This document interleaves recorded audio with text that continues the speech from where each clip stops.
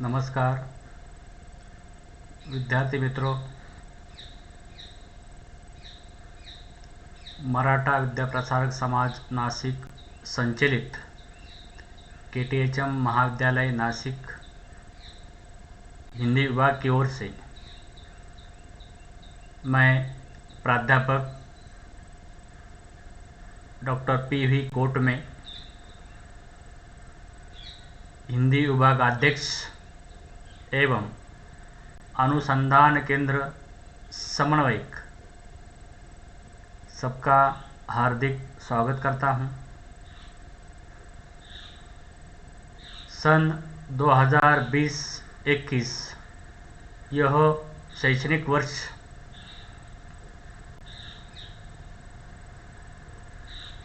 प्रारंभ होने जा रहा है। इस शैक्षिक वर्ष में आप लोग बड़े उत्साह से, बड़े आनंद से प्रविष्ट हुए हैं। सबने प्रवेश लिया है। प्रथम वर्ष आपका बहुत ही सुनहरा रहा होगा। अभी ये नया शैक्षिक वर्ष उसी प्रकार सुनहरा तथा लाभप्रद और सभी दृष्टि से समृद्ध रहे, इसी अपेक्षा से हम इस नए शैक्षिक वर्ष को प्रारंभ करने जा रहे हैं। आप लोग प्रथम वर्ष उत्तीर्ण होकर द्वितीय वर्ष में आ गए हैं। इसमें आप लोगों ने हिंदी विशेष में 3 विषयों का चयन किया है। आप लोग हिंदी के माध्यम से जो उपाधि हासिल करना चाहते हैं, इस उपाधि के माध्यम से आप लोगों का जो जीवन है वो समृद्ध होगा, खुशहाल होगा, यह यकीन मैं दे सकता हूं। पर आप लोगों को इस विषय के अध्ययन में मेहनत करनी है, विषय को अच्छी तरह से समझ लेना है, शिक्षकों के साथ अन्य जो संदर्भ हैं उन संदर्भों का आधार लेना है। उसी के साथ अपने इस विषय के माध्यम से हम अपने जिले में, अपने राज्य में, अपने देश में और विश्व में स्वयं को किस प्रकार स्थापित कर सकते हैं, यह भी आप लोगों को सोचना है। और यह सोचना इसलिए ज़रूरी है कि हमने शिक्षा अर्जित कर जो ज्ञान प्राप्त किया है, जो विद्या का अर्जन हुआ है, उसका उपयोग स्वयं के लिए पहले होना चाहिए। उसके बाद समाज के लिए, देश के लिए और विश्व मानव के लिए या पूरे विश्व के लिए उस ज्ञान का कुछ न कुछ उपयोग होना चाहिए। इस दृष्टि से हमें यहाँ ज्ञान का अर्जन करना है। ज्ञानार्जन या विद्या का अर्जन, जो विद्या का अर्जन करते हैं उन्हें ही विद्यार्थी कहते हैं। ऐसे विद्या का अर्जन करने वाले विद्या के अर्थी आप लोग हैं। आप लोगों ने हिंदी विशेष के माध्यम से जो करियर बनाने का निर्णय लिया है, उसके लिए सबसे पहले मैं बधाई देता हूँ। और इसमें आप लोगों को एमपीएससी, यूपीएससी, सरकारी बैंकों, सार्वजनिक बैंकों, एलआईसी, रेलवे, अन्य सरकारी उपक्रम, डाक विभाग, भारत प्रतिभूति मुद्रणालय जिसे नोट प्रेस कहा जाता है, HAL, Bharat aeronautic limited, Ojhar, आप जानते हैं। इन सभी क्षेत्रों में, ये सिर्फ अपने नासिक के आसपास है, लेकिन पूरे भारत में ऐसे अनेक क्षेत्र हैं, अनेक जगह यह क्षेत्र हैं। इनकी भी स्पर्धा परीक्षाएं होती हैं, इनकी भी रिक्रूटमेंट होती है। तो उसलिए यहाँ विद्यार्थी हिंदी जानने वाला, हिंदी लिखने वाला, हिंदी में अभिव्यक्ति देने वाला होता है। इसी के साथ मनोरंजन के क्षेत्र हैं, इसी के साथ व्यावसायिक क्षेत्र हैं, और ऐसे क्षेत्रों में विद्यार्थी अपना जो भविष्य है वो भविष्य आजमा सकता है। लेकिन इसके लिए आप लोगों को बड़ी मेहनत करनी है। आप लोगों को यहाँ लगन से, विश्वास से इस पद पर आगे बढ़ना है। जो जिस कार्य में लगन लगाता है या मन लगाता है और मन लगाकर कार्य करता है, उसे सफलता ज़रूर मिलती है। कोई भी कार्य देखिए, बिना मन या सकारात्मक दृष्टि रखकर, सकारात्मक दृष्टिकोण से जब वो कार्य किया जाता है, कोई कर्म किया जाता है, तो उस कर्म का फल ज़रूर मिलता है। तो ऐसे आप लोग यहाँ SY में प्रविष्ट हो चुके हैं। तो आप लोगों का हिंदी विभाग यहाँ स्वागत करता है, और हिंदी में जो विषय अध्ययन के लिए उनका परिचय मैं आप लोगों के सामने रखने जा रहा हूँ। आप लोगों ने वैसे प्रवेश फॉर्म पर यह विषय चयन किए हैं, उसमें आप लोगों ने S1, S2, G2 इस प्रकार चयन किया है। वहाँ शीर्षक भी होंगे, लेकिन शायद आप लोगों को याद नहीं होंगे। तो वह विषय आप लोगों के सामने रखने जा रहा हूँ। उसमें सबसे पहले S1 का जो पेपर है उसे हिंदी स्पेशल 1 कहा जाता है या हिंदी विशेष 1 कहा जाता है, और उसका जो अध्ययन है अभी यहाँ काव्यशास्त्र इस विषय के माध्यम से करना है। काव्यशास्त्र, और पुस्तक में लिखा है सामान्य, तो काव्यशास्त्र का सामान्य परिचय यहाँ समझना है। तो यहाँ पहला जो पेपर है वो काव्यशास्त्र है। दूसरा जो विषय है S2 या हिंदी विशेष 2 उसे कहा जाता है। तो उसमें मध्ययुगीन काव्य आप लोग कबीरदास को, तुलसीदास को या सूरदास को, बिहारी को जानते हैं। इन कवियों ने यहाँ हमारे हिंदी साहित्य को समृद्ध किया है। हिंदी साहित्य को यहाँ उनके बिना या हम मान नहीं सकते, या उनके बिना अध्ययन नहीं होता है। ऐसे मध्ययुगीन जो कवि हैं उन कवियों का अध्ययन करना है, उनके काव्य का अध्ययन आप लोगों ने इसके पूर्व भी स्कूलों में किया होगा। उसी का कुछ भाग या कुछ हिस्सा यहाँ अध्ययन के लिए है। इसे मध्ययुगीन काव्य के रूप में रखा गया है।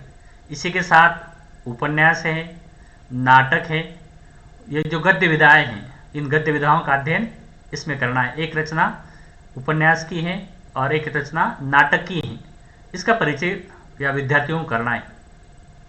उसके बाद जो अगले 2 विषय हैं, यानी एक ही विषय वैसे सामान्य हिंदी या जनरल हिंदी विषय कहा जाता है। तो इस जनरल हिंदी में विद्यार्थियों को अपने महाविद्यालय में 2 विकल्प है। इसमें साहित्यिक हिंदी और दूसरा है प्रयोजनमूलक हिंदी।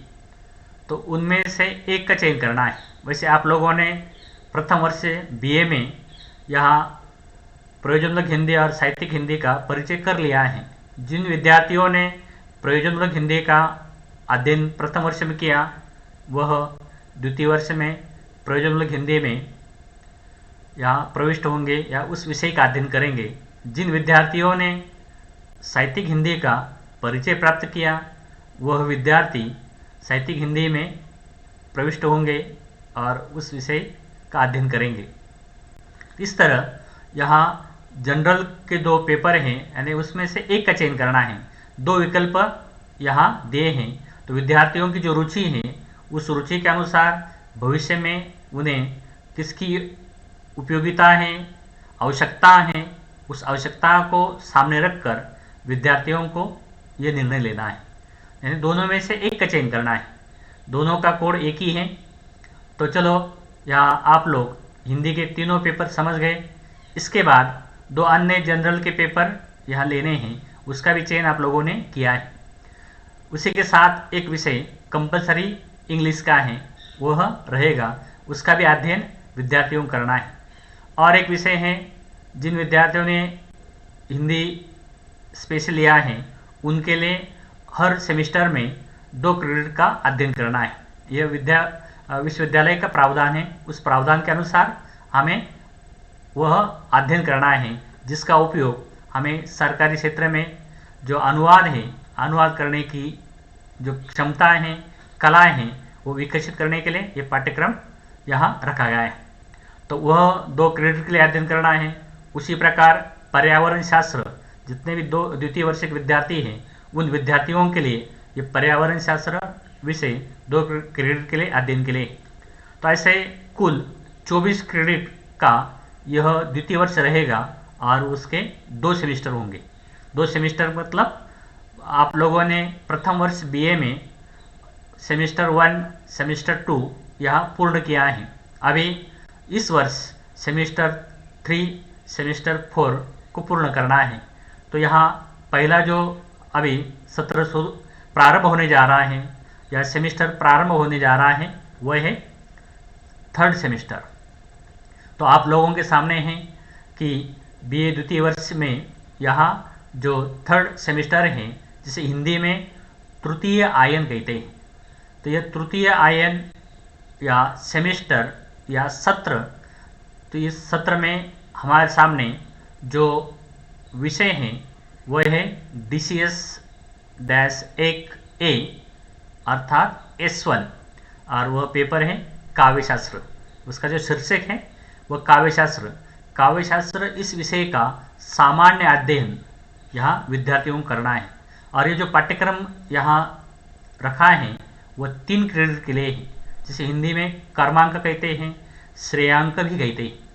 तो इन 3 क्रेडिट में तीसरे सेमेस्टर में विद्यार्थियों को काव्यशास्त्र का यहाँ अध्ययन करना है। तो इस अध्ययन में विद्यार्थी यहाँ भारतीय काव्यशास्त्र का जो परिचय है, अध्ययन है, वह करेंगे। और काव्य का मतलब साहित्य का शास्त्र, जो साहित्य निर्माण होता है वह शास्त्र, उसके नियम, उसके तत्व यह विद्यार्थियों को समझना है। तो उस दृष्टि से काव्यशास्त्र यह विषय महत्वपूर्ण है। आप लोग साहित्य के माध्यम से यहाँ अनेक साहित्य प्रकारों को जानते हैं, समझते हैं। तो उनका निर्माण कैसे होता है, उनका सृजन कैसे होता है उस सृजन को यहाँ समझना है। तो ऐसे सृजन को लेकर जो शास्त्र बनाए गए हैं और इस शास्त्र की परंपरा बड़ी प्राचीन है, यानी इस भारत में या अपने भारत में संस्कृत सभी भाषाओं की जननी माना जाता है। तो यहाँ जो कुछ ज्ञान आज हमें प्राचीन काल का प्राप्त होता है वो संस्कृत भाषा में ही मिलता है।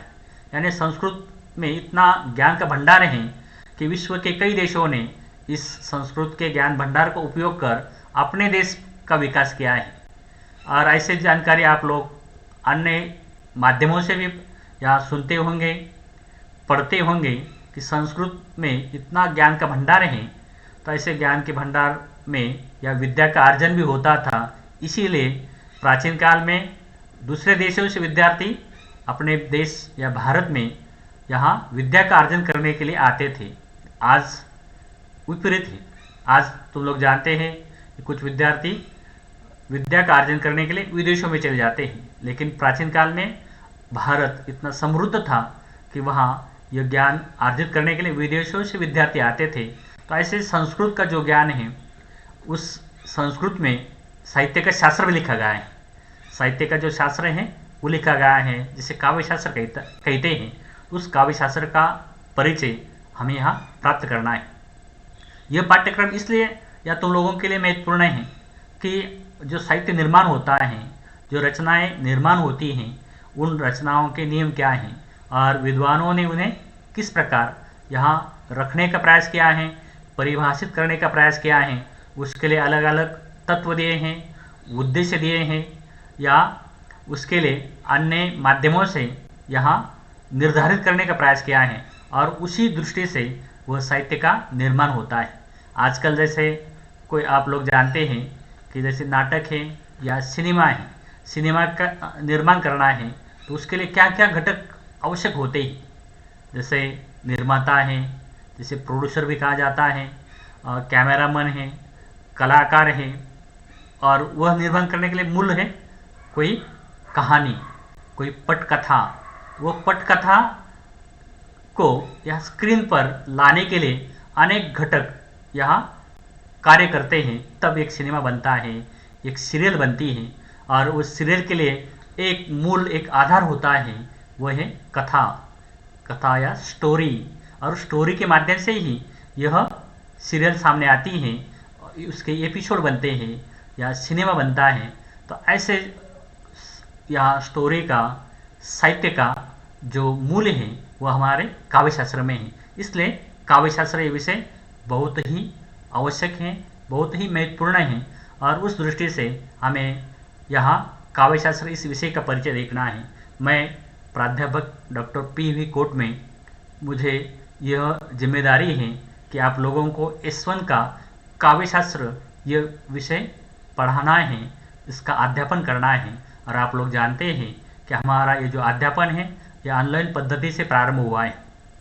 तो ऑनलाइन पद्धति से यहाँ अभी हमें एक एक लेक्चर के माध्यम से इस विषय को समझना है।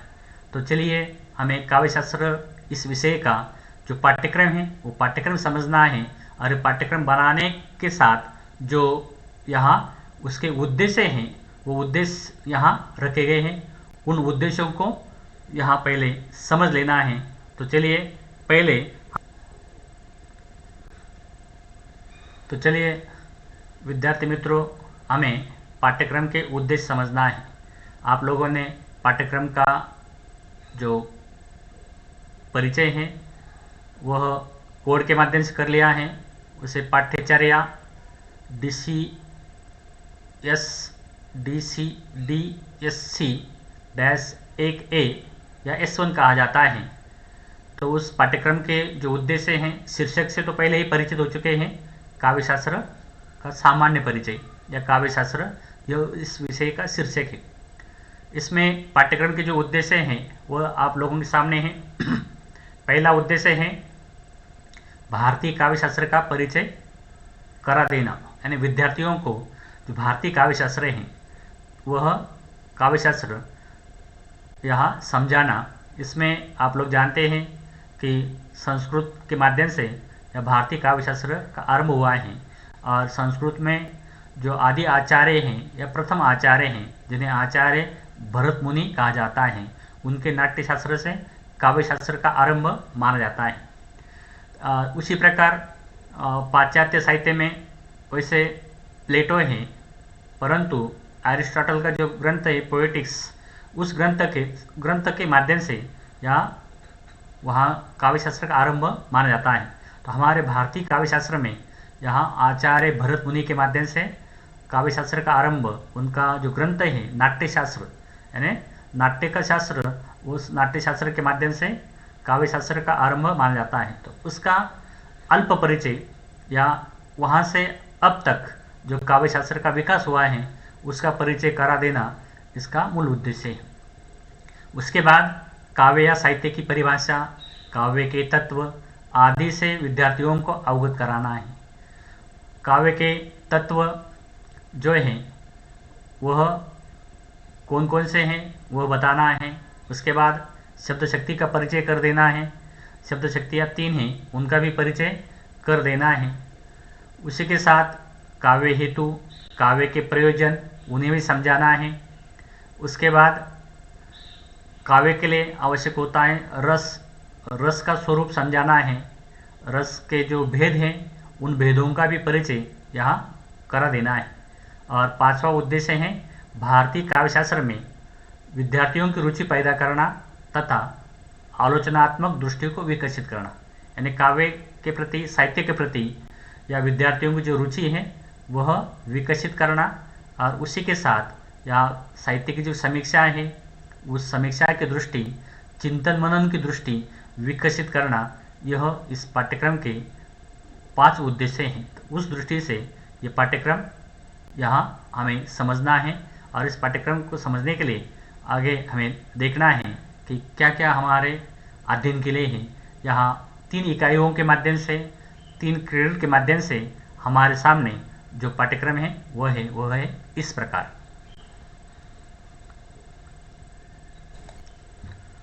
तो चलो देखो विद्यार्थी मित्रों, यहाँ जो तृतीय सत्र या तृतीय आयन 3rd सेमेस्टर के लिए जो पाठ्यक्रम है काव्य शास्त्र का, वो तुम लोगों के सामने है। पहला क्रेडिट है 15 ताशिकाओं के लिए, उसे इकाई 1 कहा गया है। इकाई 1 में हमें काव्य शास्त्र की परिभाषा या काव्य या साहित्य की परिभाषा, और वह परिभाषा आज इस दृष्टि से ज़रूरी है कि आज संस्कृत, हिंदी तथा अंग्रेजी में विद्वानों ने काव्य को या साहित्य को किस प्रकार परिभाषित किया है उसे समझना है। उसके बाद काव्य के हेतु है प्रतिभा, उत्पत्ति, अभ्यास, समाधि, इनका भी परिचय हमें करना है। अगला है काव्य प्रयोजन। तो काव्य प्रयोजन भारतीय दृष्टि से समझने हैं। तो यह भाग 1 क्रेडिट के लिए हैं, 1 इकाई के लिए हैं, और 15 ताशिकाओं में यह हमें पूर्ण करना है। 15 ताशिकाओं के माध्यम से, लेक्चर्स के माध्यम से यह पाठ्यक्रम आप लोगों को ग्रहण करना है। उसके बाद है इकाई 2 या क्रेडिट 2, यह भी 15 ताशिकाओं के लिए। तो यहाँ काव्य के तत्व वह है भाव तत्व, बुद्धि तत्व, कल्पना तत्व, शैली तत्व। इन 4 तत्वों का परिचय हमें तत्वों के माध्यम से करना है। उसके बाद है शब्द शक्ति। शब्द शक्तियाँ 3 हैं, उसमें हमें पहले शब्द शक्ति की परिभाषाएं, उसका स्वरूप समझना है, और उसके बाद शब्द शक्तियों का सोदाहरण परिचय। इस परिचय में 3 शब्द शक्तियाँ हैं, अभिधा, लक्षणा, व्यंजना। इनका परिचय हमें देखना है। तो अभिधा, लक्षणा, व्यंजना के माध्यम से हमें शब्द शक्तियाँ यहाँ अध्ययन में हैं, तो उनका परिचय यहाँ होगा। तो यह द्वितीय क्रेडिट 15 ताशिकाओं के लिए रहेगा। तीसरी इकाई है या क्रेडिट है 15 ताशिकाओं के लिए, उसमें हमें सिर्फ रस का अध्ययन करना है। काव्य के लिए रस की जो आवश्यकता होती है उसमें रस की परिभाषा, स्वरूप, रस के अंग है स्थायी भाव, विभाव, अनुभाव, संचारी भाव, इनका अध्ययन करना है। तो इससे हमें 15 ताशिकाओं के माध्यम से समझना है। उसके बाद है रसों का सोदाहरण परिचय। रस जो है, रस के वजह से काव्यशास्त्र में 9 भेद बताए गए हैं और आज 11 माने जाते हैं, यानी वात्सल्य और भक्ति रस को मानकर यहाँ 11 रस माने जाते हैं। तो उनमें से हमारे अध्ययन के लिए 4 रस है, वो तुम लोगों के सामने हैं। श्रृंगार रस, वीर रस, हास्य रस और करुण रस। इन रसों का परिचय प्राप्त करना है।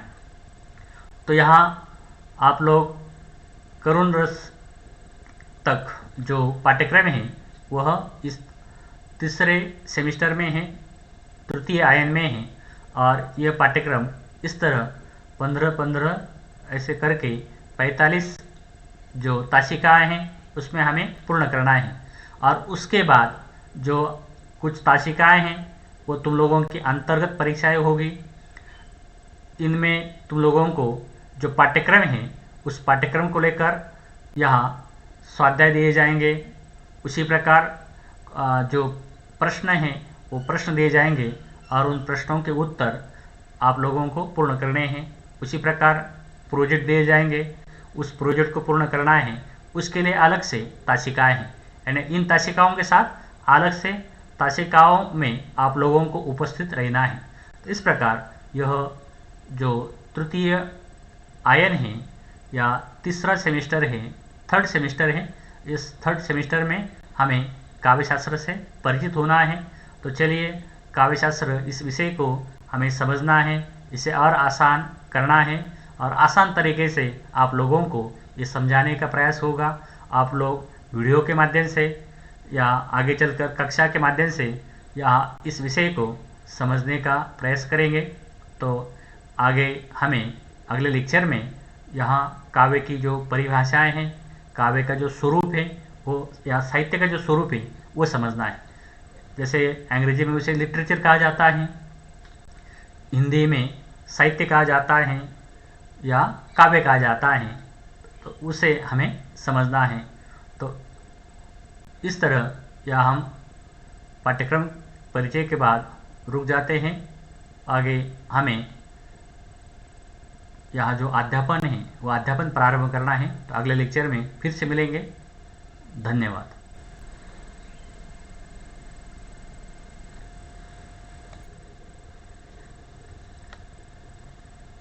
नमस्कार।